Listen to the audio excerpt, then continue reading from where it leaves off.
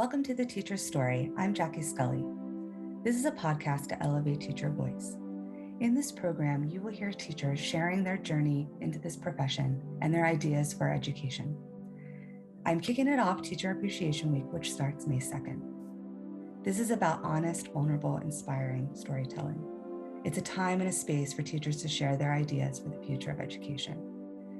Teachers are beautiful beings who give their heart and soul to their community. They're innovators, they're inspirational, not only to children, but to the people around them. And they deserve to share their voice. So welcome to The Teacher's Story. Enjoy.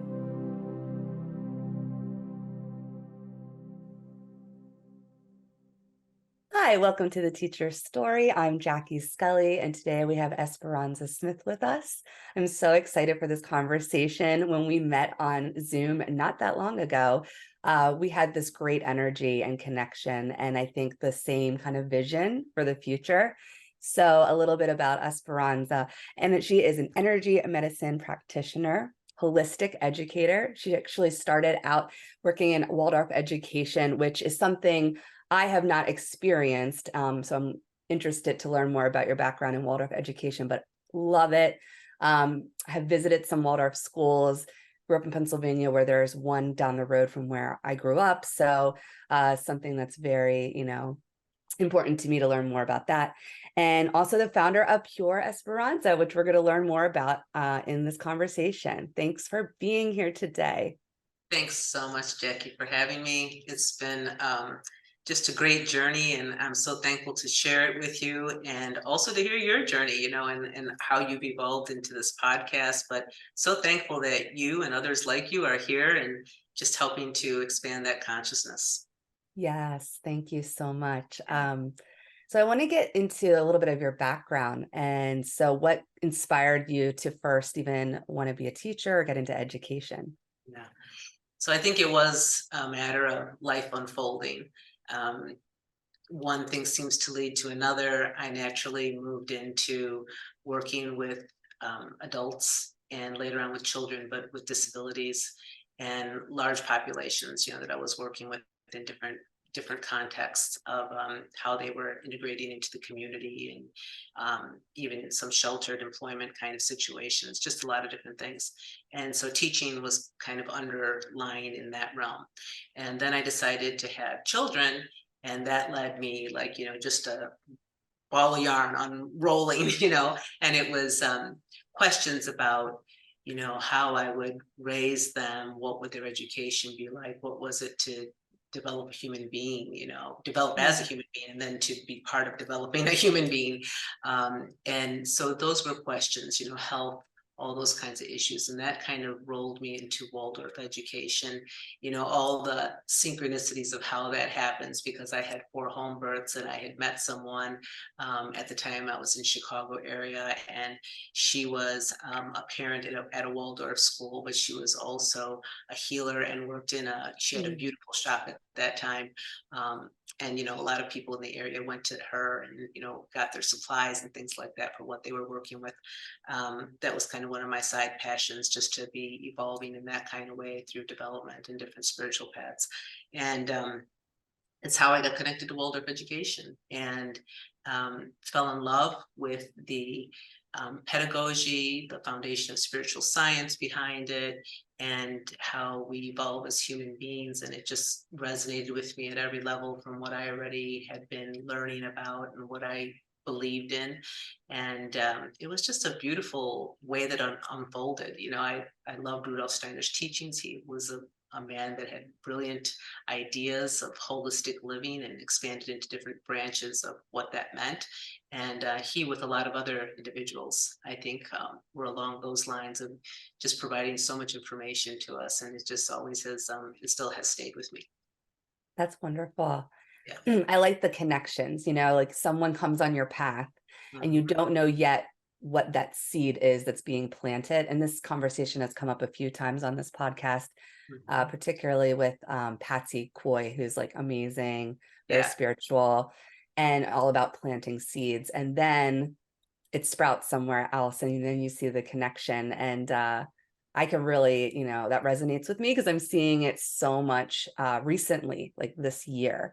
Um, and I love the Waldorf education, so I'm so curious to learn more about that in your early teaching experiences. I will say before we get into you sharing that, when I taught in Hawaii, there was Mhm. a wonderful school on Kauai where they brought in all the Hawaiian culture, the Mm, language, they focused on the land and sustainability. So I just want to take this moment to really like be present and think about Hawaii because of what yeah, has been happening with the wildfires. But the land is so vital. It's so important to everyone, but to Native Hawaiians and indigenous people throughout the world really understand the importance of taking care of the land and what that means to, have a sustainable future and, honor the land, honor the people. And I saw that in the Waldorf school in that yeah. particular program in Kauai. So that just kind of that memory came to me and thinking Yeah. about the current state there. Thank you. Thank you so much. And thank you for honoring that moment too, where we can hold that space with all those different individuals and the experiences that they're going through. I think you hit it right on the nail that to make that connection with our ancestors, and whether or not we see it as the connection between our biological ancestry or whatever, these are all peoples that have lived, and connected to the human race, our own collective consciousness and evolution. So I think it is important to note how these different storylines have connected us to how at one time we as a people were more connected with the earth. And it's beautiful that there are different types of schools out there that connect us in that way. A lot of people have living curriculums that are connected with the environment, and certainly there are so many alternative types of education now available. We don't always hear about them because mainstream is called mainstream because it's mainstream. So public schools and all that exist, and for a purpose too. A purpose in time of our own evolution. But it's good to see that things are changing, and that's a great segue into Waldorf education, because there is this connection in Waldorf education that's all about our relationship with everything, like Mm, down to the detail of every single subject, of every way that we as a human being are evolving. And it's connected to this cosmology of the universe. And that even every civilization that has existed and left an imprint on the mm, earth is connected with each stage of our own individual human development, at the mm, formidable years at birth, toddlerhood, early childhood, moving into those first 7 years, and then into sort of like the precursor to the adolescence, when the critical thinking starts to step more in, and the individualization of personal identity comes more in, and you start breaking away from your family kind of thing, and moving into these other stages. And all of it is based on supporting that ability to use analysis and take different kinds of concepts, but have a connection more internally from your own experiences early on. So a phenomenological approach in science, let's say, so when you actually start to formulate theories later on in time, you have that basis of your direct experience with just the wonder, just what it was all about, that made those connections before you even get to the point of like, okay, now we're going to connect the dots for you and talk about formulas and theories. Mathematics, same thing, all of those kinds of subjects. Language, because it's rich and flowing through storytelling, where you're creating visual images in your mind. um, the emphasis on the arts curriculum isn't strictly from an aesthetic quality. It's really based on this ability to develop the soul. Rudolf Steiner was also a visionary and a clairvoyant that would speak about the future and how technologies of the time that we're living in right now, because this was, early 1900s, actually, to mid 1900s.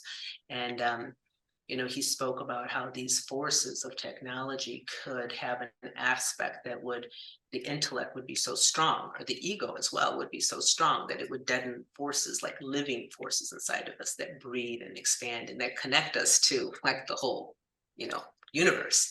And so art is a way that it balanced it, like the living beauty that's expressed out of the soul was a way to temper and balance those forces and make us more balanced, more aligned, and we can also think of this as left and right hemispheres of the brain, Mhm. that's some of that too. So anyway, I think that was, some of the love and the deeper meanings of what the curriculum represented and how we were given the task as teachers to study, to develop ourselves, and to develop a curriculum that was living and speaking in the moment to the student before us, to the class constellation before us, to the community and outward, and it was hefty, it was lofty, and it was full, but it was extremely rich. Just, I am thankful to this day, even after teaching and all these years and raising my own family and they're adults and I have grandchildren and all those kinds of things, I still tap into pieces like this story about, my mentor and one of my mentors and when I first met her, and just like still pieces trickling in, that are now like more connecting the dots and more understanding of the wisdoms that were transmitted. Yeah. Yeah. That's beautiful. I have so many things to say.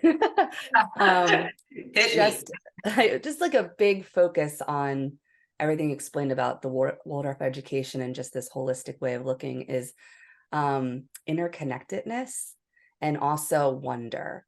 So those Mhm. two pieces really stood out to me because I feel that is essential to have in schools and to be teaching our children is that you come into this world as with curiosity, with a childlike mindset, and you wonder and you ask questions and you explore, and children see the interconnectedness with themselves. They don't put things into boxes, and then it's within conditioning and just society in general and systems, we start to divide and we start to put things in boxes, and then that kind of interconnectedness goes away. And with that, also the wonder, because we're just like, well, it's more about we need to do this instead of I wonder, could we do this? And it's living. That was another piece you said that, it's hefty, it's lofty, it's a lot to take on because you're not thinking, well, I have this set curriculum, I've done it this way, I make tweaks. It's living because each group of kids coming in, it's a new year, it's a new time period in our world. It keeps changing and evolving. And so that sharing with the children and creating curriculum with them and making it living as you're moving through it and through a school year, I think needs to be essential as well, that there's not just this set, curriculum that's what we do and we've done it that way. And someone said this to me recently, I think it was like in a conversation yesterday about it, there's a danger about saying, well, we've always done it this way, so let's just keep doing it, right? You just don't ever grow. And that's not natural. It's not natural biologically Mhm. in our state of consciousness, as we'll get more into, to just say, let's just keep doing what we've been doing. Like we're just going to stay in that. And one reason I started this podcast, birthed out of the pandemic, which we'll talk about, Mhm. um, but was this feeling of status quo and being okay with it. But some individual, especially like the teachers I've been talking to, saying, no, this isn't okay. Mhm. And that inspired me because I wanted to share those voices. Sure. They are the ones that get it.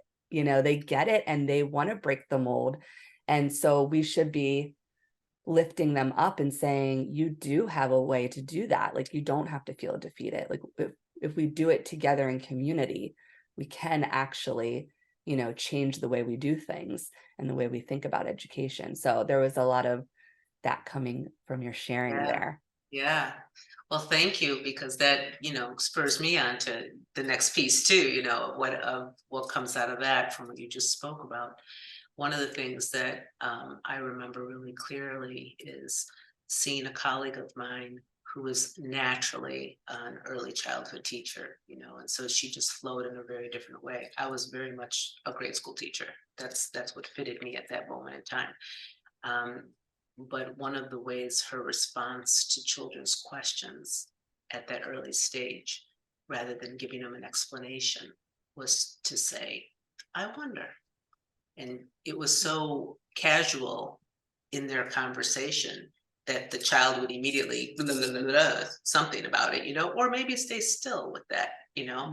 But it was a different way than approaching it with like, well, that's because da da da da da, you know, and doing that kind of thing, as sometimes is the inclination in all of us to be like the teacher or the one that explains kind of how it is. And that was a different way. And it was very intentional because it was about provoking the inner sense of the child to formulate just something, just express, not even formulate, because the mind isn't thinking that way, but to express out of that moment what the perception was, which was a very different way and approach, you know. But the imagination was and is seen as critical, as being the piece that allows us to enter a dimension within ourselves that doesn't just regurgitate information, doesn't lead to this thing that you were talking about, which is I know what it is, and therefore I'm just going to but it then becomes living in the moment.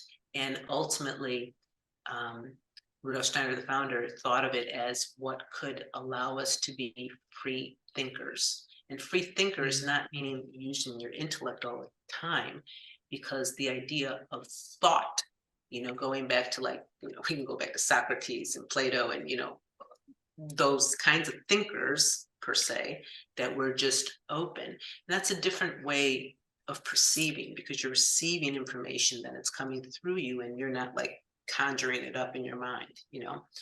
And the next thing that I thought about when you were referring to how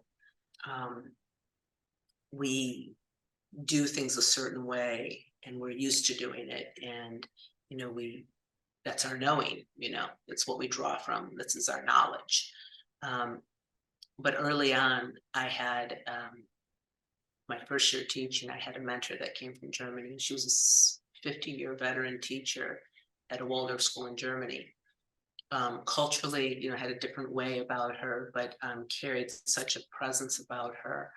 And I didn't know it at the time that she came in. I didn't know what she was going to offer me, but she came in with just a, I don't even know how to explain it. It was just like she loaded me with a lot of information. It was definitely felt like it was downloads of wisdom that she was transmitting to me, similar to what I experienced with my father, like when he was at his passing, and you know, inwardly could convey this information to me. That was quite a phenomenal experience. But apart from that, in her time with me, she came in for a few weeks. She observed the students. She observed me, of course, and it was such an astute observation and discourse that she would provide me with, and then assessing just like all these pieces just by looking at a child. And there were just a few, I can't even see colleagues that I had at that time could do anything like that. And there were a few anthroposophical doctors that I had met along the way. Anthroposophy is the spiritual science base of Waldorf education. And I wasn't an anthroposophist, but you know, I gleaned from all these different paths and wisdoms. And you know, anthroposophical doctors as well as her could look at this holistic view of the child. So she could look at features, at movement, she would look at temperaments, which was based on different types of elements that the child had a natural inclination towards, like earth, water, fire, air, you know, kind of thing, and how that was associated with every single subject, and what would help benefit that child to be more well-rounded, more balanced, you know, in different ways. She could see by the gait of their walk, by the way they move their body, by the way they, the shape of their head, you know, I mean, it was just like all of this information, and it really blew me away. And during those weeks, she would be dispensing all this information and then asking me to do certain things. And I remember, you know, feeling like just so overwhelmed in many ways. And it led me into this path of not knowing. understanding I didn't know, and this was what I like to say is like my ego was probably at the helm back then. It was kind of like I thought I knew quite a bit.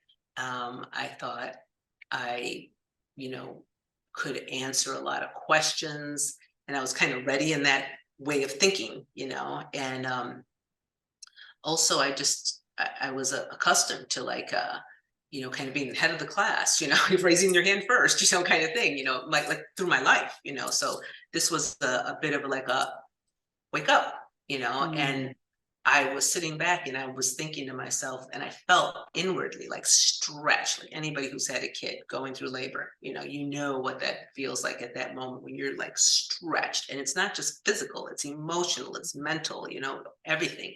That's how it felt.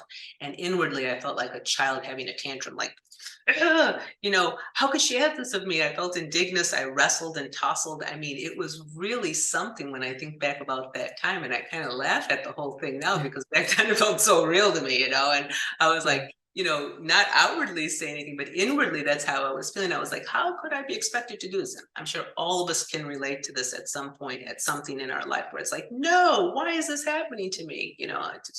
We're like resistant, right? In some kind of way. And it was just the truth that I had come to a moment where I did not know. And it was like, okay, I can either get by knowing what I know, and I knew I could do that. And that leads to this thing about like, I'll do the curriculum, just have to tweak it a little bit here, there. I know what I know, and and then we're fed by the curriculum saying, you do know what you know, look, and then look at the numbers and the percentages. And of course, you Mhm. know what you know, kind of thing. And you're validated in this kind of way. But to me, it was like, or I could answer this deeper call of the soul. And to answer this deeper call meant that I would have to accept the fact that I didn't know. And now I was entering into this really unfamiliar territory. We can all relate to that, having to stretch into a new skin.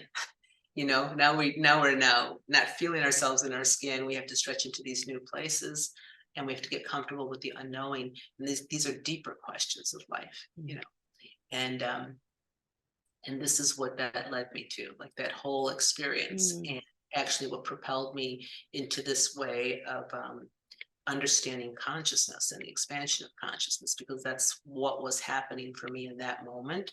And that's one little snippet of something that happened along the journey. There's many experiences like that we all have along the journey, but for me, that was one thing that happened. And years later, like I said, even now, I'm still extracting wisdom from that, and so thankful, and so Mm. thankful for that experience, that also played a part in the path that I'm on now. Wow, that is something I really connect with because the word that you didn't say this word, but came to mind is surrender. Yeah. And that's something I've been very much deep in the last couple years, probably since the pandemic, but really the last couple of years. And I resonate with the idea of being stretched. I don't have children, so I don't know that feeling. Mhm. But being stretched to this feeling of like it's raw. Like Yeah. I have a choice to make. I could be safe and comfortable and resist, even though there's a knowing in my soul that I should grow right from this and move forward. But I have that choice. Or I can get uncomfortable, I can get vulnerable, I can admit to myself that I don't know everything, and I will allow myself to just surrender to it and have faith in myself and just in this moment that it's propelling me to up level and into the next chapter, the next, part of my existence. And so that's really beautiful how you shared that and very eloquent. And the experience I had, not as profound as what this mentor was sharing with you.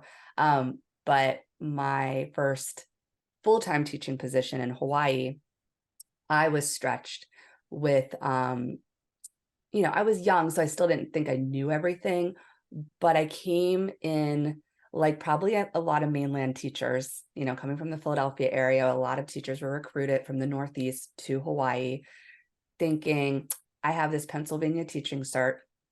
I went to a great school. I've always been a great student. I'm like a great teacher for these kids. Yeah, And then you were. first year was fine because it was American history and I know that very well, taught it, right? And the kids were very like interested because I was from Philadelphia, right? And I talk about that and ask me lots of questions. They're like, "Oh, you're from the Big Island." I'm like, "Yeah, the big island," right? And the second year, I had to teach Hawaiian history and Pacific Island studies. And most of my students were from the Pacific, like, Yeah. many islands. And that was the in my face of like, you don't know anything, right? You don't really know this history. You can study it and regurgitate it to us in a fancy lesson with some activities, but you don't know it and you don't know us. I was like, I mean, they didn't say it like that. They just Yeah. behaviorally showed me. And I had to stop and figure out like, I could keep going and be like, I'm the teacher, here are my rules, this is what we're doing. But I got so uncomfortable and I really wanted to make it work that I surrendered to it. And I went to the guidance counselor and I was like, please help me. Please help me because I'm not doing something right. And I don't know how to do it. Like I had to just say, I don't know. Mhm. I don't know.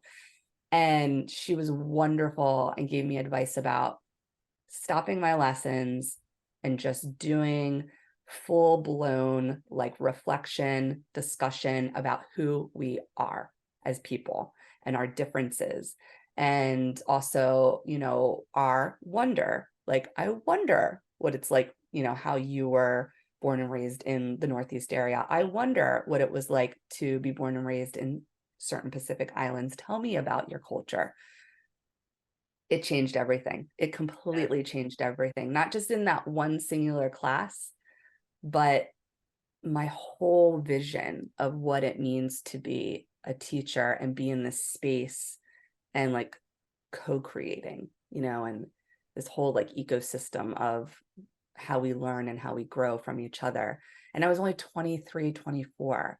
And so I feel blessed I had that Yeah. um in the beginning of my years, but and Yeah. there's many more times I was stretched Yeah. in Yeah. many ways, not just in teaching, but that was huge. And I was knocked down. I mean, my ego was it Sure. was like knocked down. So that is just so wonderful how you explained it, because when you do surrender to it and you say, I'm willing to say I don't know and I'm going to learn, um it's just ultimately going to be the best like next part of your path. Like you're just going to be able to grow and become something more, and that gets into consciousness, right? Yeah, And eye totally. opening. Yeah, that Tene of the spiritual life is the beginner's mind, Yes. and coming to a place where, you recognize you know nothing and that you also can tap into everything all at once. Um, Mm. it reminds me of that movie that won a bunch of Emmys this past year, which was Everything Everywhere All at Once. And it's Yeah. like mind blowing kind of Yes. stuff, but a lot of questions, that, just left you like in wonder, So Absolutely. for sure. Yeah. And that Yeah. that has really been, my path and my inclination all along, and why I found, I think, the Waldorf curriculum so rich in my life. But it goes back even beyond that, and then even looking at the raising of my children, and just watching things unfold. So seeing how that's just worked around me and in my own life journey. And everything you're describing, it's like all of us are going through that, and it's Mhm. great when we find our connections to the surrender. Yeah.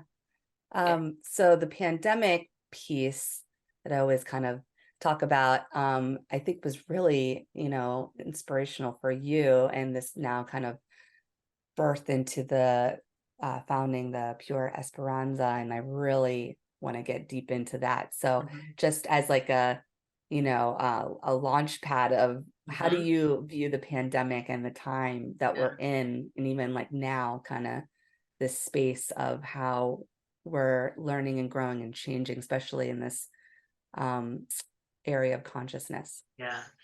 So I think about all the different stories that we heard at that time and that we're still hearing of that time as people have like processed more.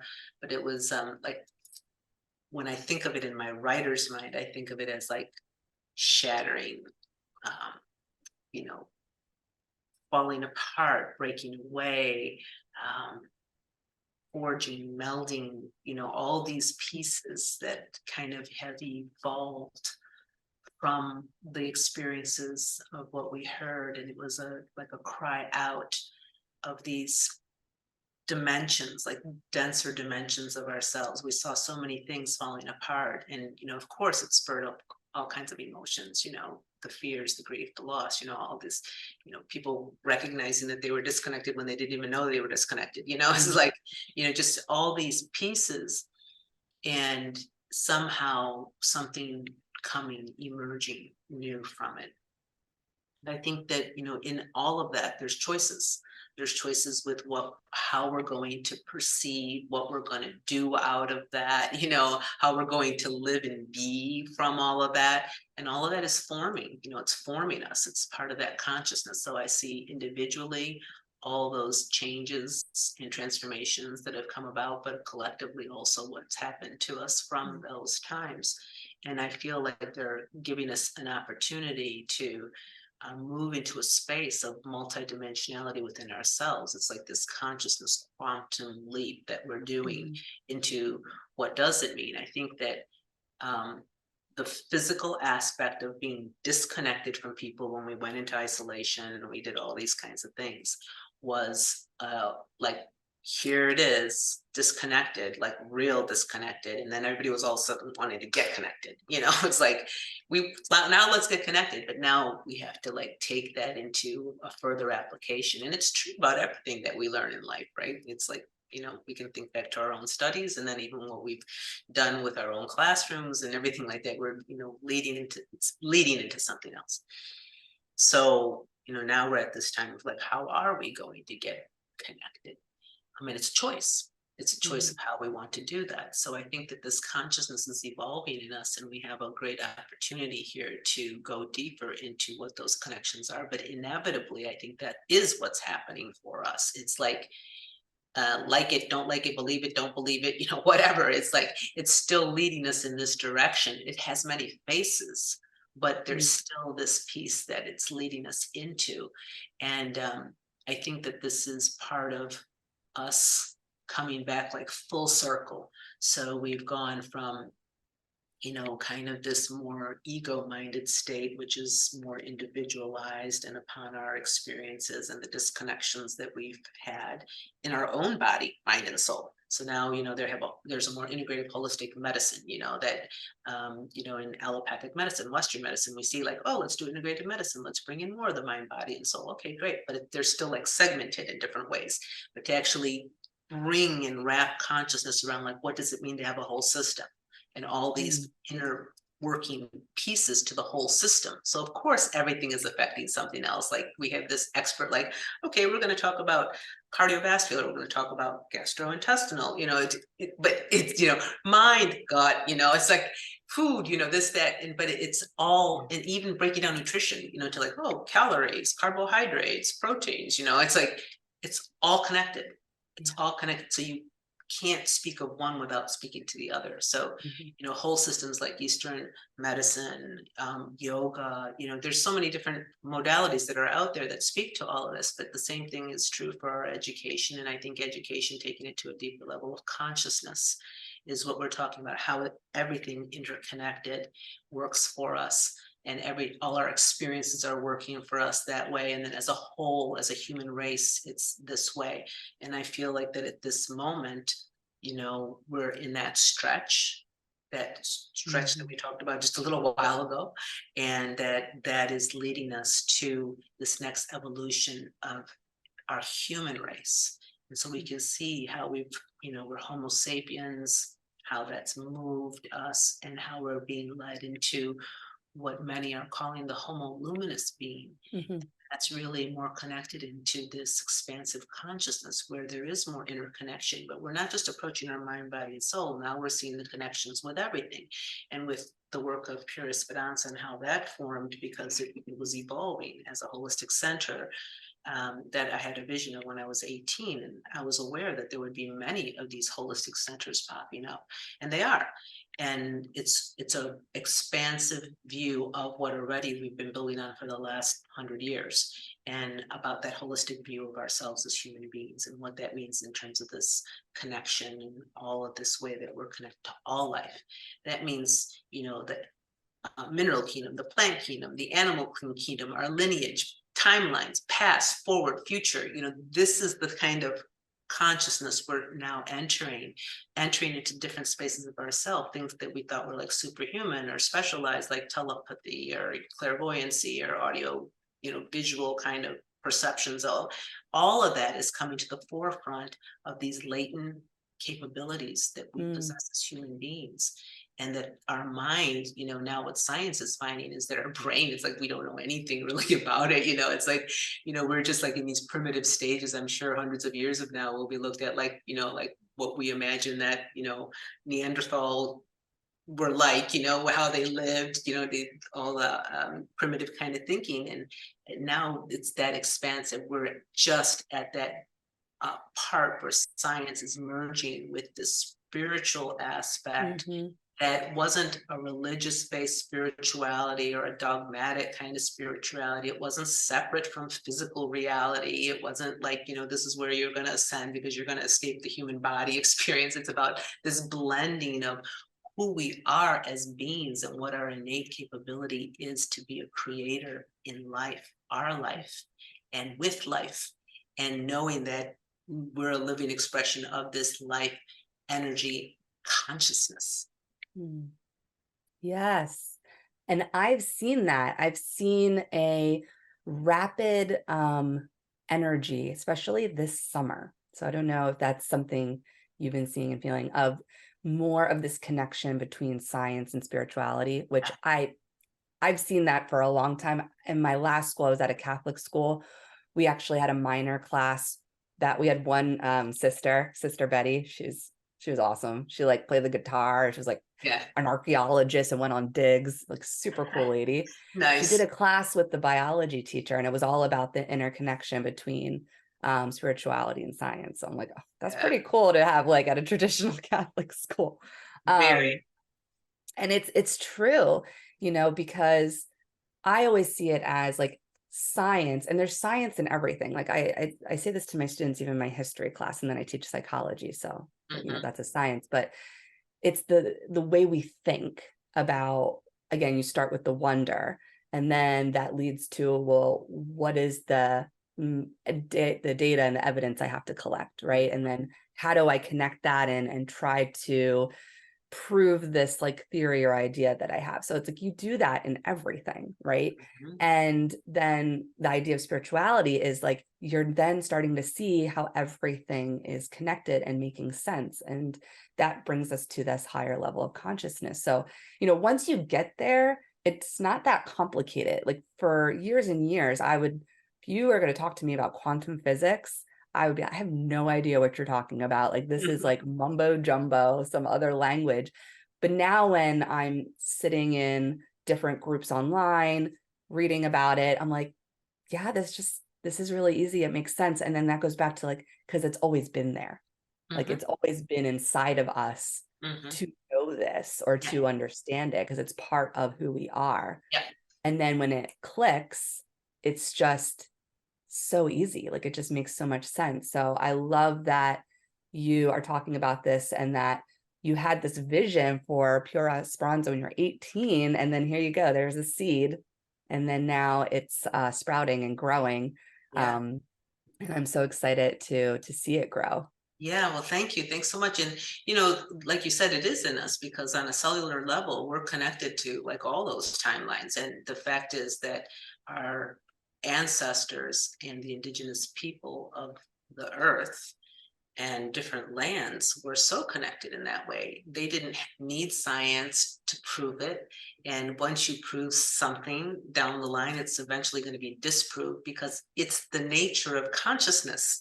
So it's not like, Yeah. oh, that was a lie. No, at that Right. moment in time, that was a truth, and it Mm, evolved, and mhm, and this connection that we're talking about, that was innate. That was the primary consciousness, the mode that they worked from, that they were connected. So it was a connection, like, oh, I'm connected to the water, the seas, the lakes, the rivers, I'm connected to the trees, and so many of them felt that like a family, sisters, brothers, mothers, fathers, grandmothers, grandfathers. They even spoke of it in this way. mhm, And it was this true connection, and even the I know you've studied this in psychology, just the collective group consciousness. They were a tribe, and they didn't feel themselves separate from how the whole group worked together. But eventually, we had all this breaking away that we did, to where we are mhm, today, to this full circle of where we're starting to find our connections again. But those were processes of part of that evolution, that expansion. It's as if though we had to go through this awareness to come to this other side now, where we have a heightened awareness of maybe what eventually will be the kinds of connections that we had back then, and a blending mm, of this knowledge and this wisdom, right? Because knowledge, I think, is then elevated into wisdom, and you can then use it differently than what we've used it to this moment. And so it's just continuing to evolve. So yeah. that's, the work of Pure Esperanza is to have a holistic approach from 6 intersectional pieces of living. So we're looking at education, at healing, all the different forms of healing arts, arts as well, as a way to elevate consciousness just through the experience, not through a process or a class or instruction or anything like that. Whatever way you want to experience it, you can learn it that way too. Yeah, anyway, and business leaders speaking on the environment, and also humanitarianism through social global awareness. But the idea is to bring this in a way that people can see the cross sections of how they intersect with one another and in their own life, and meet them wherever they are. So there isn't a one way, there are infinite ways. And that's a lot for our human brain to even Mhm, try to grapple with, because we're just still set in many ways in that consciousness that has kind of a more of a square box limitation around it. But we're quickly moving out of that, because the mhm, thing that we're mhm, talking about is doing just that. I feel like that coincides with those images I have, the breaking and the shattering and all that happened through the mm, pandemic. It's like we're bursting through now into new aspects. And I think the science side of it is saying, oh yeah, we're exploring like all these parts of our brain now and seeing how they function now. And now we can like read the way the brain activity is going on, and all these different kinds of things that are happening and how it affects us. And of course, we're finding more and more that everything that we're experiencing, everything that we're processing, is breathing in and out of us. It's circling mm, around us. It's part of us. It's there's no escaping it. We are all connected, from yeah. the land crying out, from Mhm, natural disasters. I just did a post on that this morning, to conditions that are happening in other parts of the world. We're feeling it in lots of different ways. We feel mm, it in political climates and educational climates, and all kinds of systems, all kinds of systems that in many ways are collapsing at this moment. mhm, mhm, But again, we have a choice. We don't need to fear it as much right. as be present with that. It's like being at that place of surrender, what we were talking about Mhm, earlier, that not knowing and getting comfortable with that, and then responding to that. That's that mhm, responsibility that we have to meet this in this moment. And yeah, that applies then to how will we choose and how will we live today. yeah. And that's such a great point about right now. We can look at the world and say, and I'm so sure my kids will be saying this, like, what is going on with the planet and the world? And like, how am I gonna have a future? I can't envision the future. And I know it looks scary, but when you get into these levels of consciousness, you can see it all happening like in this way that moves us forward. Yeah. So that shattering, that breaking through, that crying out through the land and through civil unrest, it needs to happen. Like it's happening for a reason, so that we can move to the next level and get to the rebirth and like the next phase, and kind of taking all that falls away and then creating something new and advancing. And I like this part that you mentioned, something I'm gonna remember and bring into my history class, is that at that moment in time, that was their truth in society. Mhm. We can judge it now, Mhm. because we're further ahead. But if you really want to challenge your mindset, go to that period of time, and we don't justify wrongs in society, but we can see what was the truth then, and then what's our truth now. And we can even foreshadow 100 years, and so forth, that the truth we think is now, we're going to be light years ahead. So it's just all about evolution, because it does get frustrating sometimes when people will say, it just feels like we haven't moved forward. Like, yeah, no, we have moved forward. I mean, there are times where we feel like we're still backsliding in certain areas, and we do need to respond to that. But yeah, and all of this it's moving towards this deeper sense of consciousness. And I think this is why it's so rapid right now. Mhm. So just like I was mentioning earlier, because it's a breaking and shattering. Mhm. And so it's like we're Mhm. coming into this new kind of era, and Mhm. it seems like it's so quick, and there's so many downloads. Like whether you're Yeah, getting that meditation, you're getting it through conversation, through your it's everywhere. spirituality work. Yeah, there's a lot coming through, and it's overwhelming. It can be very Yeah. overwhelming. So the stillness and the balance that needs to Yes. be there too. So like you mentioned art as that balance to like technology and like the advancement, right? It's embracing just the present state, and like really just taking time to see and be the observer and see what's going on, so we don't get swept up in it. Mhm. Because I have personally got swept up in the momentum of everything going on, and felt very uneasy and uncomfortable. And I know that's not a place I want to be in or have people be in, because then we can't really lead and move forward. So I think pausing and embracing again the present, and just seeing everything and why it's happening the way it's happening. And then you're able to kind of move forward in Yeah, that and way. maybe we don't even have to know as much all the whys, but just to be present with it, because I think that stillness aspect that you spoke about is key. Um, we can find all kinds of ways to enter that stillness. There are all kinds of meditation practices. It's, people have preconceptions about what that means, but honestly, there are so many ways to enter stillness and put the pause throughout your day. And by doing that, we're kind of tapping into what our energy is, where it Yeah. dips, bless you, where it Mhm. dips, where it rises, peaks, drains, all those kinds of things that we can really feel that flow. And that is a connection with everything that's around us, energetically speaking, which is part of the quantum consciousness and quantum physics that we've been talking about, just a lot of different things. But I think that entering that stillness allows us to be more receptive and present.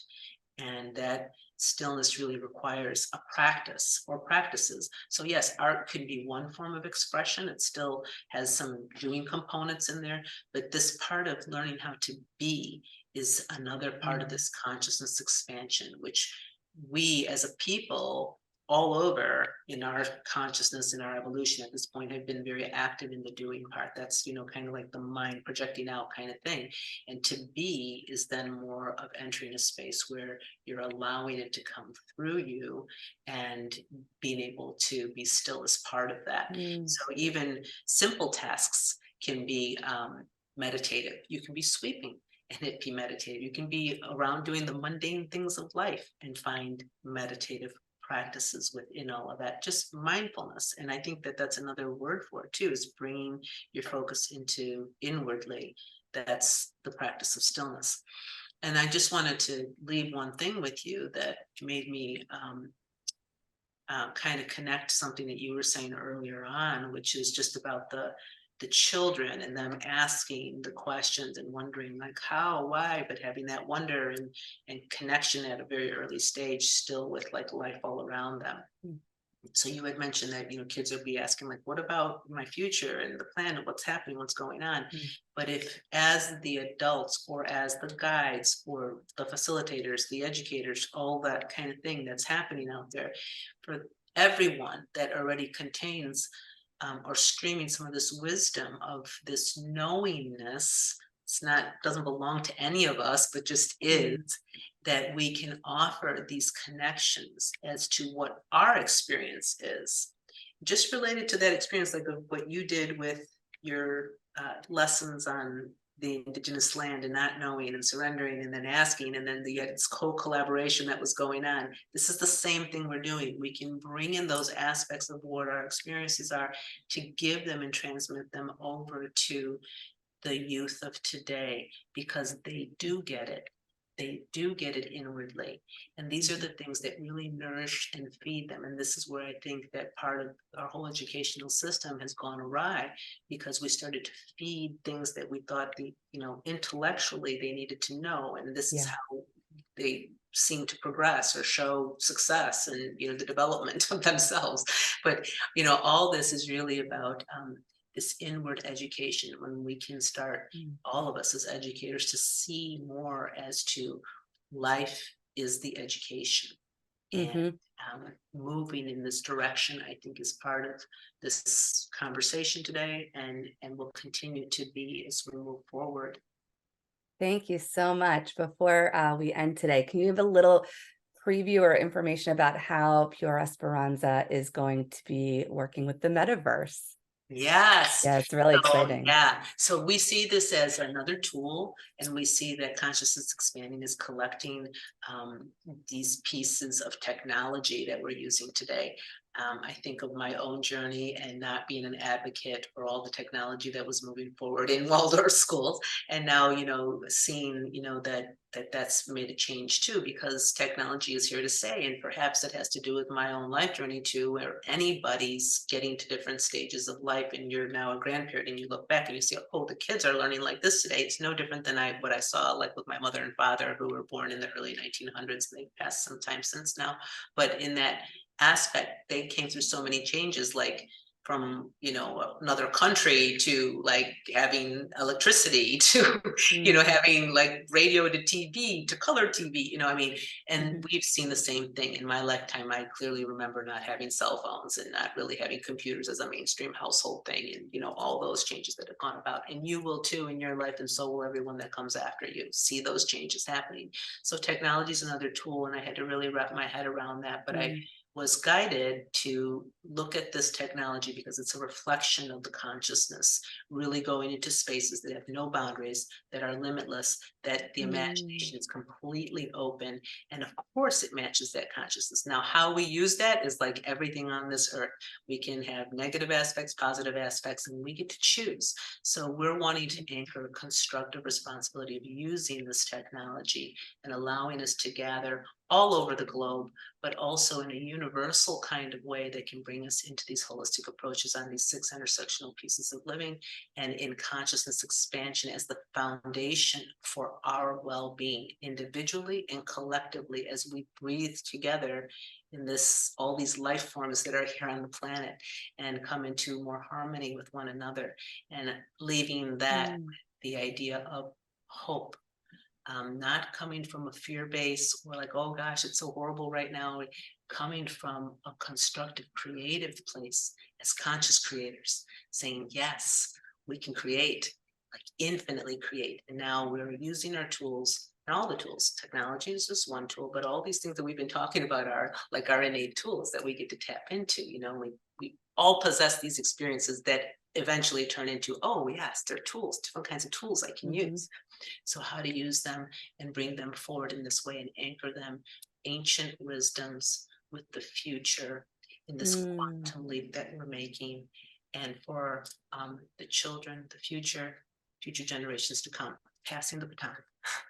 Beautiful. Oh my gosh, that's such a great way to end this conversation. And I'll just say before we finish up, I like the bringing the ancient wisdom with the future technologies together. And I was listening to an energy reading about 2023.